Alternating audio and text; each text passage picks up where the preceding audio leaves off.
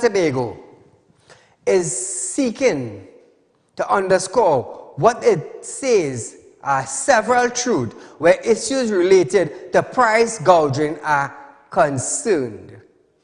SAT stated that it simply does not allow for price gouging to occur when consumers have so many options of their shopping needs. I want to let you understand that. And I have been saying this. If you're going to buy something and it is not within your reach, substitute it. Or look for something else. I have been saying this. Now, SAT also added that the act of charging consumers exorbitant price for goods beyond reason is an unethical practice and one that is treated harshly under the auspice of the association. Now, it says that consumers who fell victims or feel victimized by such practice are urged to report their experience to the Consumers Affairs Division of the Ministry of Trade. I want to let you understand that if all you find all are being taken advantage too much, SAT, the Supermarket Association, is saying go to the Ministry of Trade and Industry and lodge a complaint. Call her good night. Good night, Mr. Ali. Go right ahead, you're live. Here's what's going on, right? The price gouging, nobody's doing anything about it because price gouging is going on since the last time they had the price went up. And next thing too, the people here doing like if the war is going to last forever. The war might finish at maybe by Christmas time. And the next thing too, you should ask the NFM people, if the war stops, are they going to drop their prices back to normal? Thank you. Thank you, my friend.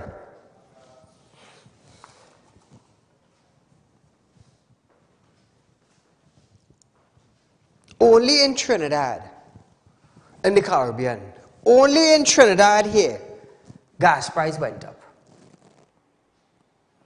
The cabinet took that decision to raise the gas price. You see, other countries, yes, they are aware. They are aware of the Russia and Ukraine war that is taking place. They are aware of it. But their prices did not increase. How come? How come? I want to ask the cabinet of Trinidad and Tobago, which island of the Caribbean raised their price? Which island? Jamaica, Guyana has seen so much of problems, but they did not increase the price of gas to burden the citizens of their country with added price on cost of living.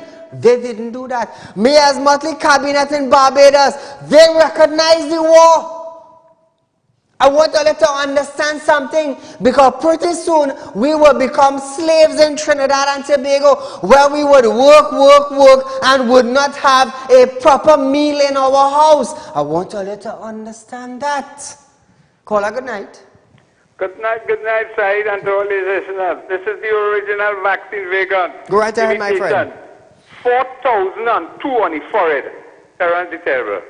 We reach, that is where they wanted it to go. We talk about the increase in price tonight. Talk to me. Let me hear what you have to say about that. Let me hear your views. Yeah, that's welcome. I just want to stick that on the forehead. I want to tell you, people will understand what it is. I'm not going to call this the big wholesaler in Shabonas. On the shelf, 10 kilo sack of flour. One supplier, $69. The other supplier, who is NFM, $95. That is the difference. And the other supplier raised it yet, but National Flour Mill raised it right away. So that is the difference, 69 to 94. So for a 10 kilo sack of flour, going to be $94. So the people who supported the government now had to take that kind of rook on Totong. That is how we have to understand how the prices. And that's not the only thing, you know, everything has gone up between 15 and 20%.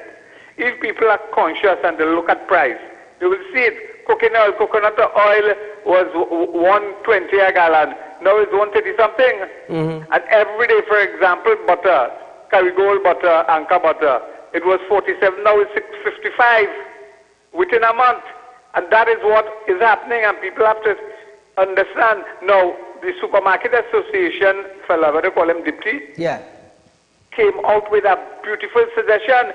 Paula Gopi Singh, she should have announced that today, remove all the duty and all the taxes on flour coming in. So, because you know everything is compound.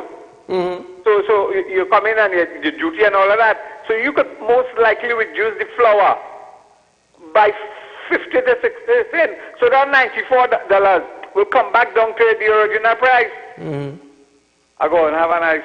Thank you, my friend. You see, we have to manage this here. We have to manage it. And I have been saying this. With the raising of gas price, that put an additional strain. An additional strain. Guyana don't have a refinery. Barbados don't have a refinery.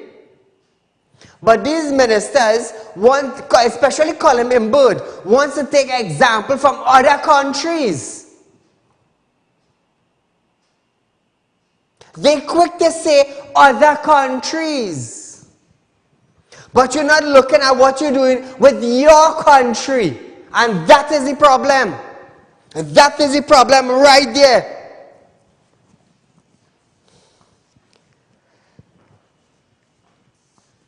We're going for a short commercial break, but we'll be right back after this.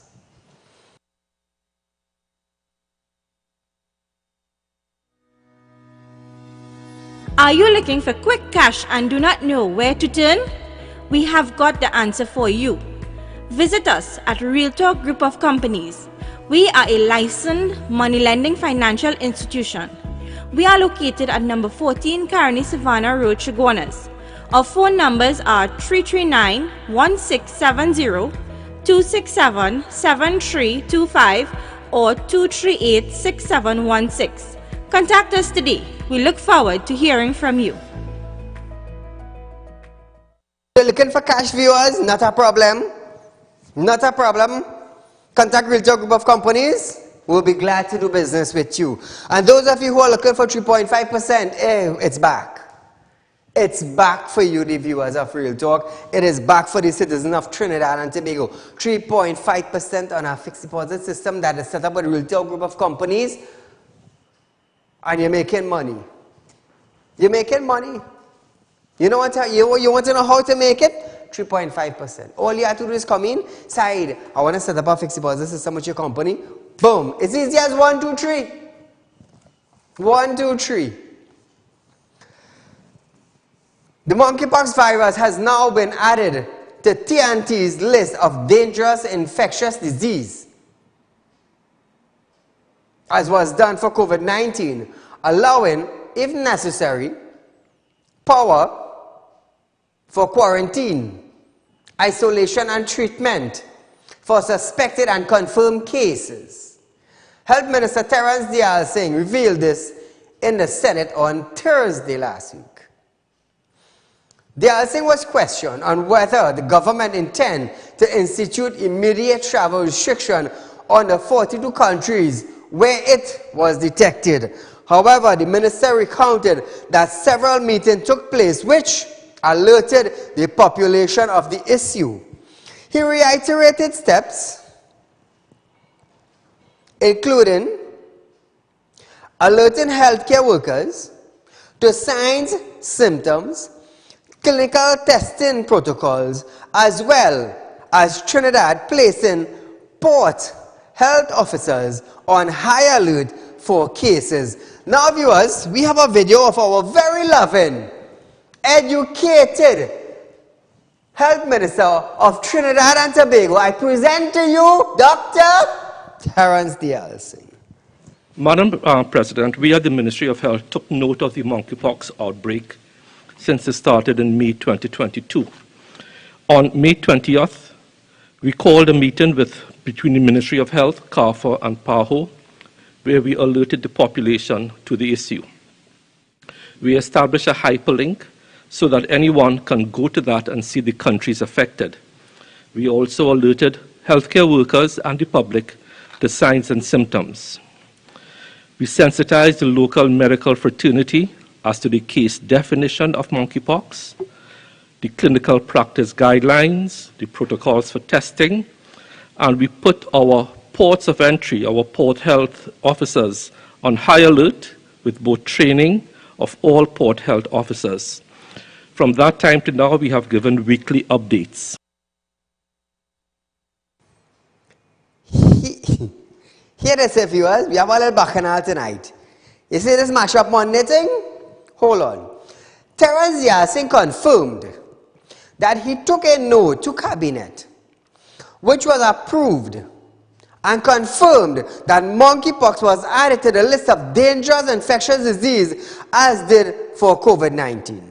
He added that if needed, power can be invoked under the Public Health Ordinance and the Quarantine Act to isolate and treat suspected, confirmed cases. Listen to our minister. Today, 23rd of June, 2022, I, as Minister of Health, took a note to Cabinet, and the Cabinet approved and confirmed a note where we have added monkeypox to the list of dangerous infectious diseases as we did for COVID. This will allow us to, if necessary, invoke the powers under the Public Health Ordinance and the Quarantine Act to isolate and treat suspected and confirmed cases of monkeypox. In the light of knowing the difference between COVID-19 and monkeypox, the Yasin said monkeypox has a much lower rate of spreading. Given that the mode of spread in difference, the Yasin stated that Public Health Ordinance measures will begin at all port of entry on 17th of June, and the risk of the general public is low. The minister noted that this strain of virus has a case of fatality ratio of less than 1%. So far, those reasons, the ministry is not at this time contemplating on closing borders. It is because of this different epidemiological profile where the mode of spread is significantly different. And on June 17, WHO said the risk to the general public is low. Also, it must be noted that the case fatality ratio of this current strain, or this clade, which seems to be the lineage out of the West African clade, has a case fatality ratio of less than 1%. So for those reasons and more, we are not at this time contemplating closure of borders. Now, Trinidad and Tobago, listen to this.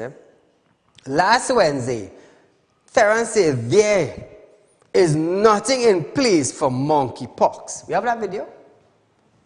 Listen to this, viewers.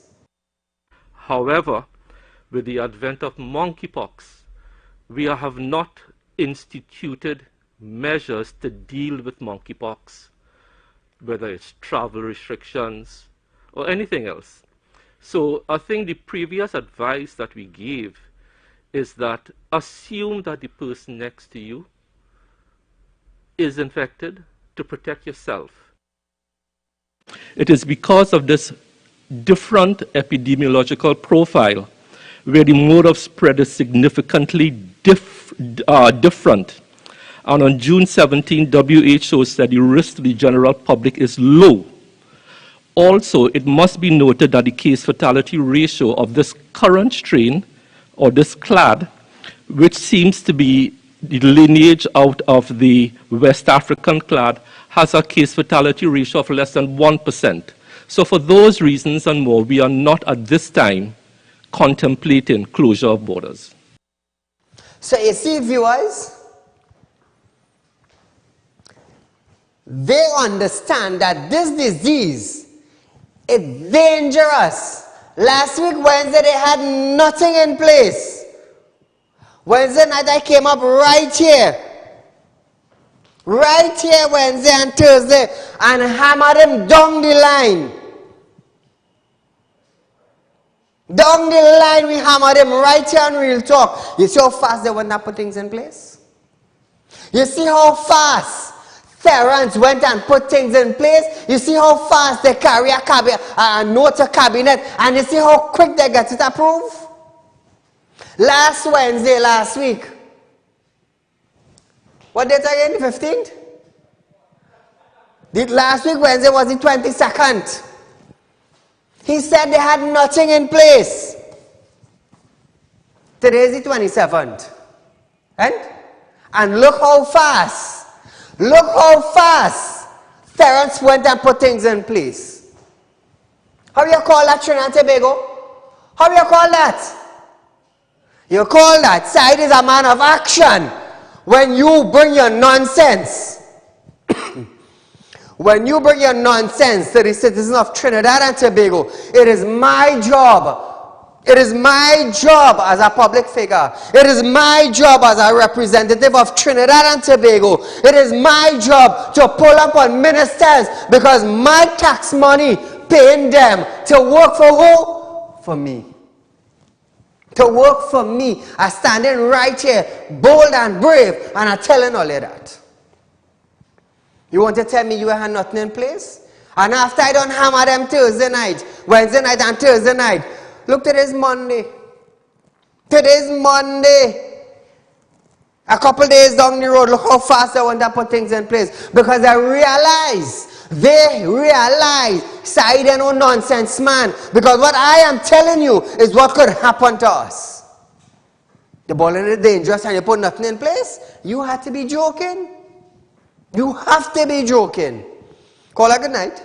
Very good evening to you, Mr. Saieed. To you, my friend. How you like that piece of performance? Well, wonderful, wonderful. You're on point. And this is how they should have treated COVID when the opposition talked to them and asked for a debate. From the beginning. From the beginning. Anyway, but a few days ago, the president of Trinidad and Tobago made that pronouncement. And I was wondering, I could be wrong, subject to correction, I could be wrong. But I was wondering why the president is making that pronouncement when we have a minister of health who should be making the pronouncement. Correct. And look, he finally made the pronouncement. Correct. Brother, you continue doing the good job. Stay it like it is. Don't sugarcoat it. Who vex laws? All the best. Who vex laws? No, I'm going to tell you something. Who vex will end up in problems. They will end up in problems because them are realizing Saieed trying to put things in place for themselves. But oh, Saieed, you're bashing this and you're bashing that and you're bashing the next. Let me tell you something. All we love the Prime Minister of Trinidad and Tobago. You know who's the Prime Minister? The Honorable Dr. Keith Rowley. All of us love him in Trinidad and Tobago. What did he do for us in the pandemic? What did he say? I ain't begging for no vaccine for all you. That is what he said to me as a Trinidadian. That is what my Prime Minister said. He is not going to India to beg for no vaccine. When the Indian Commissioner said, all you have to do is write a letter and we go respond to all you and all you get any vaccine. You know what I do? They go into the African Medical County and they purchase vaccine. They didn't want it free, you know. They didn't want it free from India. They go in Africa and purchase it. And you want to tell me I'm racial? Let me tell you something. When I was born in Trinidad and Tobago, I met all different race and religion right here in Trinidad and Tobago. And I am not going against any. You know why? Because when I give in charity, I give to all race and religion in Trinidad. You're getting free vaccine. You ain't want it free because you ain't begging for nobody in Trinidad for it. Not even the people who support you. But we had the money to go to Africa to purchase it. But we didn't have the money to buy laptops for the children in school. and depended on corporate Trinidad. When I talk, I must continue condemning Saieed, and I will show you all I will continue to grow while you condemn me. Call a good night. Good night, sir. And congratulations, man. Thanks, man. This government is a reactive government, not a proactive government. That is the way. You know, there was a land council with these men accused, you know, of criminal offenses. You know what was the main ground? Political biasness. You know, this argument, the debate rages on whether we should retain. I am saying unequivocally, sir, retain that Privy Council because crap will smoke our pipe. In everything you see political biasness. You see that same issue raised with that vaccine from India? It is because, you know, India and Indian, this man wants nothing to do with Indian. That is the reason. And then people say that you racial. There is nobody racial more than this Prime Minister and the PNM government. And I can assure you so. So if you go and do an audit, a forensic audit on all the money that is given out, all the grants that are given out, you will see people of African descent getting 90% of those grants. And the few Indians that get it have to have some affiliation with the PNM. And then they say, you bias? There is no government I have seen more biased than this. Look at what is happening in this country. You have all these crises going on with Attorney General. Look at the kind of people that is surrounding him. Questionable characters. The Attorney General, what is fellow name? Youth Development and whatever, Foster Cummings. Look at Camille with the money that she went. Look at Marlene and all of these people. Yes. These are questionable characters, sir. These are questionable characters with this government. And I hope that God help us to get rid of them once and for all. Thanks a lot, sir. Thank you, my friend. Let's say hear this now. You feel that was a bacchanal? I tell you, tonight is Mashup Monday, you know. Here what they're going to do with defense force personnel now. Let me tell you something. It has so much of hotspots in Trinidad and Tobago. It has so much of crime taking place in Trinidad and Tobago. We expect the defense personnel to be moving in patrol with the Trinidad and Tobago Police Service. I'm going to love this. This is why I had to say, I just bring news to you in a different way, you know. I want to communicate with you. I want to interact with you. I want to know what is taking place in your community. Hear this. Education Minister Dr. Nyan Gasby-Dolly have stated that a defense force personnel might soon join community police officers placed at certain schools to help socialize pupils by serving as role models.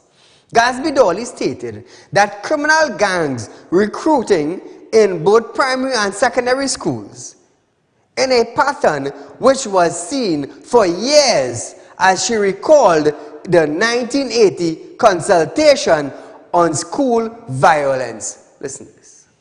It was in the 1980s that the first conference was held, that consultation between the then Minister of Education and stakeholders to speak about the problem of school violence, the 1980s. So let us not pretend that this is something that has now reared its head. We are dealing with this for years across many governments. For 1980, since 1980, she said. Now, from 1980 to now, how long has the PNM government been in power? And what did they do to fix this problem? What did they do? From 1980 to now. Rejecting Tabakit MP Anita Haynes' claims about the scholarship program, Gasby-Dolly added that instead of helping 400 persons, the Education Ministry has now helped 600 persons.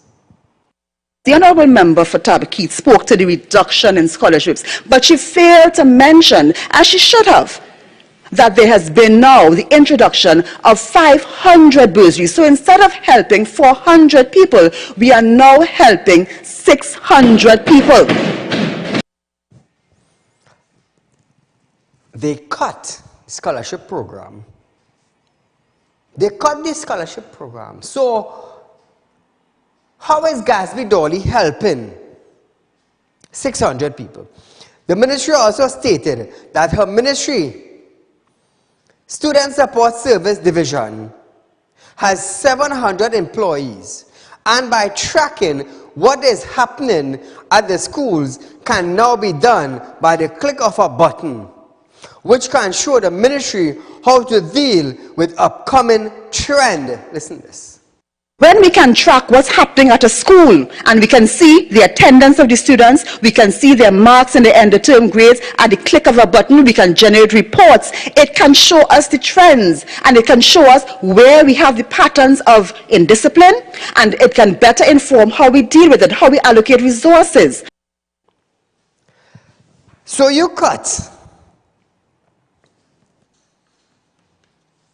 According to Anita Haynes, Tabakit MP,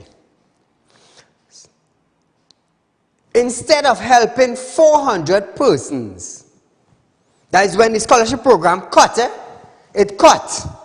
You're no longer helping 400 people. So if you cut the program and 400 people is no longer being assisted or getting scholarship, how did you help 700 people? How? Did you hire 700 people to click a button? How many people are getting scholarships? This is what we want to find out. How many people are getting scholarships? And how did you help 700 employees? How did you help them? I would love to know. I would love to know, so that I could inform the citizens of Trinidad and Tobago how they got help. Viewers, we are going for a short commercial break, but we'll be right back after this.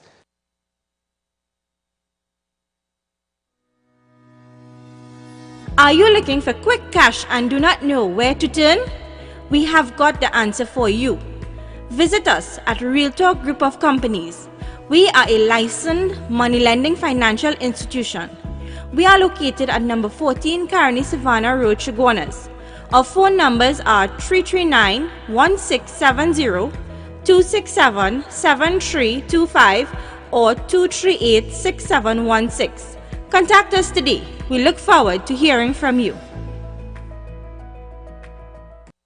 Remember, viewers, I'm a licensed money lender. Those of you who need cash, you get turned on by the bank.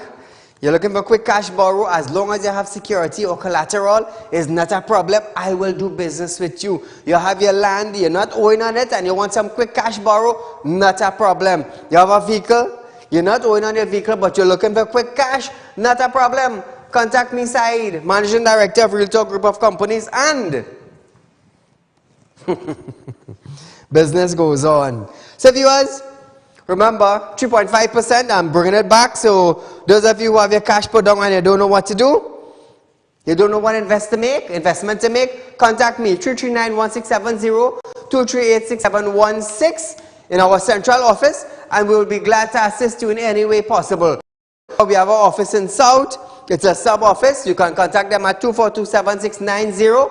If you're in the South area, set up an appointment, go in and see them. You could also make an application for loan.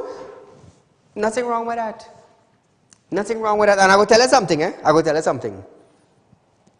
This saying that I'm about to tell you have been with me ever since I could remember myself in Trinidad and Tobago. Let's say probably after I write SEA, you know, you go to secondary school and you will start to think, you will start to think bigger, you will start to think beyond, you will start to think what you want to be, what you want to accomplish. And this saying have been with me since then. In order to have something, you have to owe.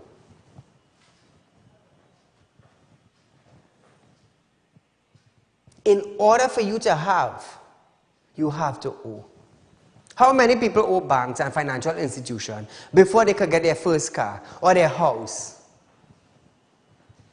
How many people? You have to owe to have. You have to owe to have. So that is why now I made loans.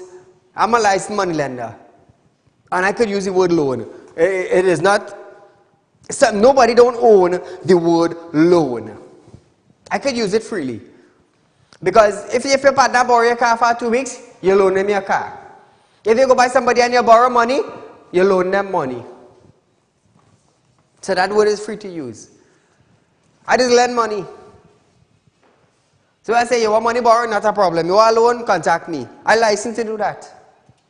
I license to do that. So we're going down to the children home now in Trinidad and Tobago. San Fernando West MP, West Member for Parliament, Saieed Ali, has revealed that 322 children had to be taken away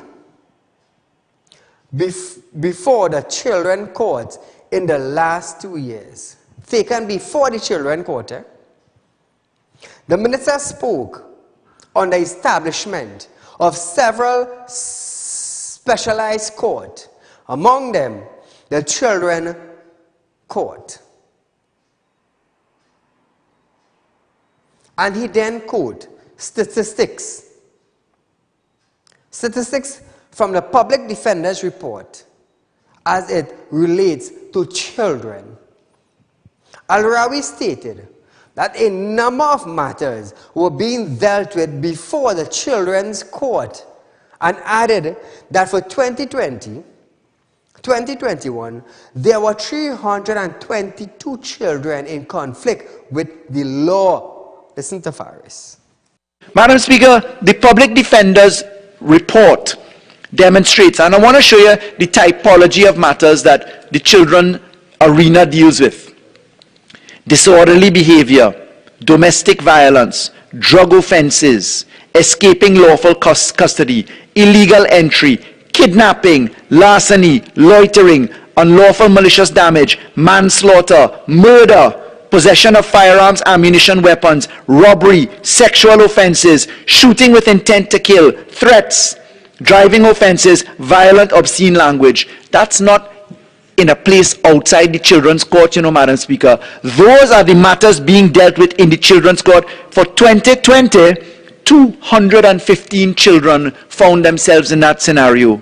For 2021, in the same typologies, 107. That's 322 children in conflict with the law, Madam Speaker. Call a good night.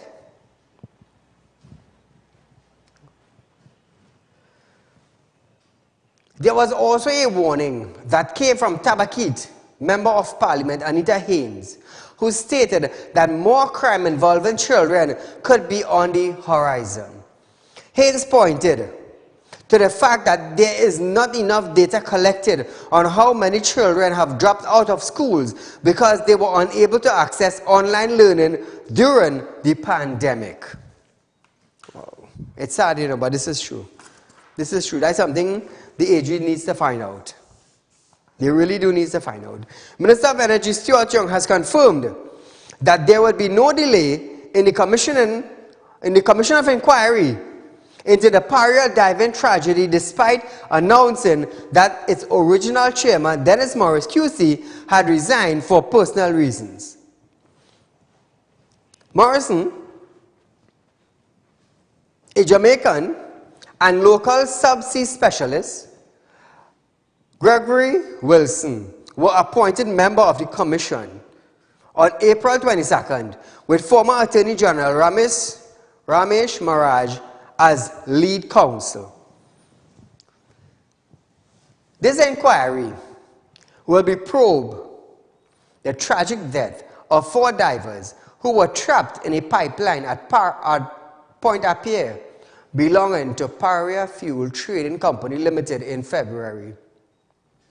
Young stated that Morrison had now been replaced by Jamaican-born Jeremy Lynch QC. Question on what delay might be caused by Morrison's resignation, Young stated that there is expected to be no delay in the commissioning of the Commissioner of Inquiries. Young said he contacted Wilson and the commission was still on schedule. He noted that the government could not dictate the commission or seek to influence its outcome. Listen to this. There is expected to be no delay in the commission of inquiry. In fact, I took the precaution of speaking to Jerome Lynch QC just before coming to Parliament this afternoon and confirmed with him that he will be able to stick to the timeline of August procedural hearings commencing. I have also been in contact with the other commissioner. Mr. Lynch will be sworn in the shortest possible time frame. Those details are being worked out now. Spoken to Mr. Wilson, the other commissioner, over the past few weeks. They are on schedule with keeping with the time frame that they, the commissioners, along with counsel to the commission, Mr. Ramesh Lawrence Miraj, has provided. The government is not involved in dictating or in any way attempting to influence the Commission of Inquiry and their hearings. So it is on the way. Let's wait and see how long it will actually take before we get some results from them. A series of patrols and exercise in the Northern Division has led to the seizure of an assault rifle, a pistol, and arrest of 4 persons. This is Crime News, viewers. Police stated that they found an AR-15 in Karapo. A man was also held with a pistol at La Hoqueta football grounds. 2 persons, including a murder suspect, were also arrested in an unrelated incident. Police said 36 tickets were also issued during a traffic exercise that afternoon. Wow. Always, Trinidad is a nice place. You know. Look at this beautiful weapon now. Look at that beautiful weapon. Beautiful, isn't it? AR-15. An assault rifle. Criminals love this weapon. They love it. It's a beautiful weapon. But sadly, it is illegal in Trinidad and Tobago. It's illegal. 27 firearms belonging to a well-known South-based contractor was seized by Southern Division officers yesterday afternoon. This seizure came after the businessman and a friend were arrested on Friday around 11:25 p.m. while partying at Offside Restaurant and Sports Bar in South Park, San Fernando. Police said that they received information and went to the bar where the businessman's friend was held with a firearm. The friend was asked to show his firearm user's license. That's an FUL. But indicated he had none and was holding the gun for the businessman. Sources also added that the businessman claimed he went to use the washroom and gave the firearm to his friend. That sources said that. However, video footage reviewed by the police contradicted his account, and both men were taken into custody. The home of the businessman was searched yesterday, and officers allegedly found the weapons, the firearms. The businessman is expected to be charged with transferring his firearm, while his friend will be charged with possession of the gun. Hey, only in Trinidad, you know. Only in Trinidad. You will tell me you have a licensed firearm. You have a licensed firearm. You're going to use the washroom, director? And you take out your firearm and you give your partner to hold who ain't had no license? How you call that Trinidad and Tobago? That's like a policeman, you have a service revolver and you leave it in your car and you go in the grocery. How much of that we had in Trinidad where police officers lost their firearm? Some left it in a vehicle, some lost it in robbery. All sorts of things. All sorts of things. Hey, another thing is,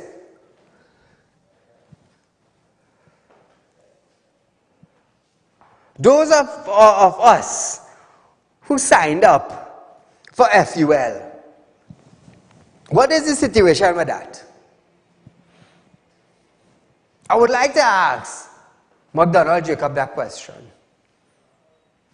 What is the situation with that? Bandits stop robbing?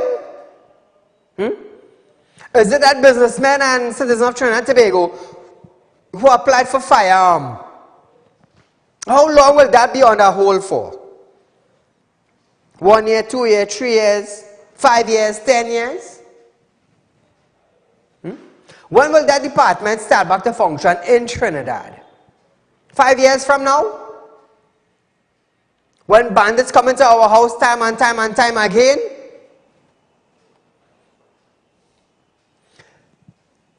Ministers love to use this term, as so do other countries. Colin Mimbut is famous for what I would say, like in Dakota and other countries.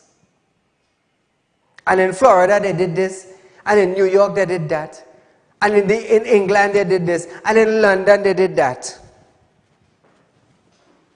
Why don't they bring the gun law for all citizens of Trinidad and Tobago? So each citizen would have a fair chance of killing a bandit. Caller, good night. Yes, sir, good night. My friend, go right ahead. Colin, just to touch on this topic you're talking about right now, Talk to me. Saeed, when Gary was here, right, the man tried to level the playing field. Correct. Between homeowners and bandits. Right, businessmen and bandits. Because when them men come by you, they men say where you have or where you have. Correct. They comment for where they comment for, side. So you have to try and defend what you're working hard for. And that's what the man tries to do. He tries to level the playing field. You understand? So then kids only come and he make all this big back and all with the man. You just imagine, right, all this going on. And Gary Griffith never get charged up to today. That make any sense? And now McDonald Jacob sit down there and the man won't say, ask yourself, side, I don't know, just ask yourself, how many FULs was signed out on that McDonald Jacob for any civilian in this country, side? Absolutely nothing. Anyway, side, you enjoy it. Thank you, my friend. You see, we have a serious thing in Trinidad here, you know. The bandits have more high-powered rifle. They have more guns than TTPS. But for not God in heaven's sake, they would make it easy for a citizen to get a gun. It is dangerous for citizens to get gun because we don't know how to store and use a firearm. But bandits could walk around with firearms stick in their waist as if they have license for it. And that's okay. That's okay. Because it is easier to get an unlicensed firearm, an illegal firearm, than to go through the process and get a registered firearm to protect oneself. Scholar, good night. The talk is all the firearms application going to Fitzgerald Hines, right? This man is just a gimmick. This McDonald Jacob. So all going on. When Hines see Indian name, so you know what's going on. Indian again, no gun. Thank you, my friend, for the information. You see, it's safer. Watchman, they just talk about 7,000 and 10,000 and 20,000 illegal firearms. But the citizens and them going through the normal procedure, and 10 years from now when your application is still inside there, you get robbed a countless time in your property. And the ministry doesn't see that. Reports are being made to police station and officers like, what we going to do? We can't do nothing. While bandit going in party and shooting up the gun.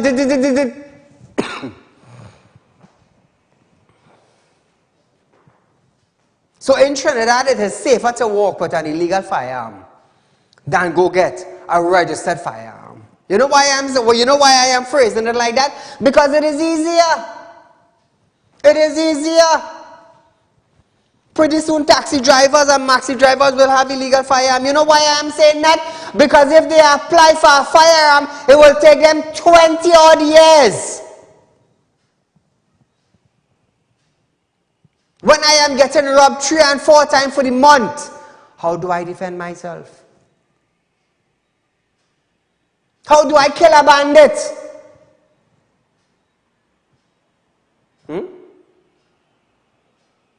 The bandit go come in, they go rob me, they go jump out. But when you jump out, you're getting shot in your back one time, and I getting back my money that you robbed me, and that will set an examples for bandits in Trinidad and Tobago. You know how much taxi drivers and maxi drivers just get robbed on a daily basis, and the police cannot do nothing? The police can't find who it is?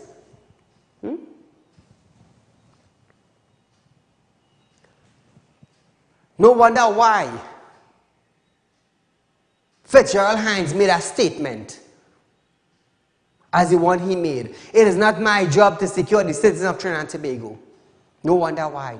Because the citizens now took it upon among ourselves to secure ourselves. If going through the legal system taking me 10 years to get a firearm and I get robbed 20 times for the year, I had to do something. Because at the end of the month, the bank calling. The money you make in your business to pay your loan, the bandit going with it. And when the bandit going for the magistrate with an illegal firearm, 10,000 bail, and you go outside. You go borrow a gun from your partner and you make 1 or 2 robberies, and life goes on. This is how easy it is in Trinidad and Tobago. Can this be fixed? Can this be fixed? So viewers, we are out of time for tonight, but nevertheless, it gives me great pleasure to come here every night to communicate with you, to talk with you, and to let you know what is going on in Trinidad and Tobago, and for you to communicate with us. There's a rerun of this program tomorrow from 11:30 to 12:30 p.m. We'll be right back with you on Tuesday, the 28th. Those of you who are looking for quick cash, not a problem. Contact me at 339-1670, 238-6716. Those of you who are looking for 3.5% on your hard-earned cash, contact us. Until we meet again, good night.